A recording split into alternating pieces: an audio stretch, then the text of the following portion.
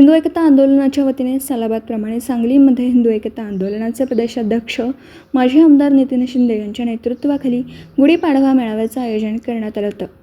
हा मेळावा सुदर्शन चॅनलचे संपादक श्री सुरेश चव्हाणके, आमदार गोपीचंद पडळकर, भाजपाचे पृथ्वीराज भैया पवार व महिला मोर्चाच्या प्रदेश सरचिटणीस ॲडव्होकेट स्वाती शिंदे यांच्या प्रमुख उपस्थितीत पार पडला.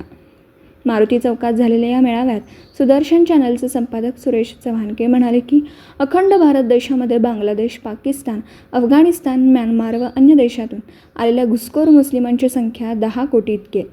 त्यापैकी सांगली जिल्ह्यातील संख्या ही 3 लाखांपर्यंत आहे. केवळ भाषणबाजी करून आमदार खासदार निवडून आणून सरकार आणून घुसखोरांना आपल्या देशातून पळवणं शक्य नाही. त्यासाठी NRC सह मुस्लिम जनसंख्या नियंत्रण कायदा आणावा. त्यासाठी केंद्र सरकारवर हिंदूंनो दबाव आणा.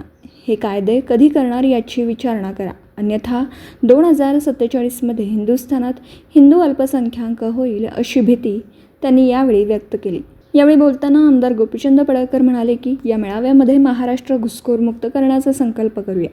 घुसखोरांच्या विरोधात प्रशासनाने कोम्बिंग ऑपरेशन राबवलं पाहिजे. घुसखोरांची तपासणी करा. हिंदूंना टार्गेट केलं जात असेल तर पेटून उठलं पाहिजे.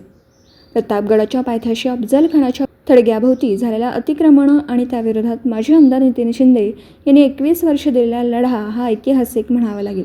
यावेळी बोलताना हिंदू एकता आंदोलनाचे प्रदेशाध्यक्ष माजी आमदार नितीन शिंदे म्हणाले की क्रूरकर्मा कपटी औरंगजेबाच्या थडग्यावर लावलेला हजरत औरंगजेब आलमगीर नावाचा बोर्ड हटवून त्या जागी क्रूरकर्मा कपटी औरंगजेबाचा थडगं नावाचा बोर्ड लावावा.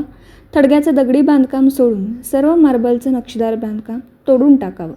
थडग्यावर गलीफ, फुलं, चादर चढविण्यास शासनाने ताबडतोब बंदी घालावी. क्रूरकर्मा कपटी औरंगजेबाचं उदात्तीकरण ताबडतोब थांबवावं. औरंगजेबाचं उदात्तीकरण म्हणजे धर्मवीर छत्रपती संभाजी महाराजांच्या बलिदानाचा अपमान आहे आणि हा अपमान हिंदू सहन करणार नाहीत. यावेळी बोलताना ॲडव्होकेट स्वाती शिंदे म्हणाले की हिंदू धर्माच्या रक्षणासाठी हिंदूंना रस्त्यावर यावं लागेल. क्रूरकर्मा औरंगजेबाचं नामोनिशाण महाराष्ट्रात राहता कामा नये. कार्यक्रमाचं प्रास्ताविक व स्वागत हिंदू एकता जिल्हाध्यक्ष मान्य संजय जाधव यांनी केलं. यावेळी हिंदू एकताचे मनोज साळुंखे, प्राध्यापक विनया कुलकर्णी, अविनाश मोहिते यांची भाषणं झाली. मेळाव्याचं सूत्रसंचालन हिंदू एकताचे माननीय विजयदादा कडणे यांनी केलं.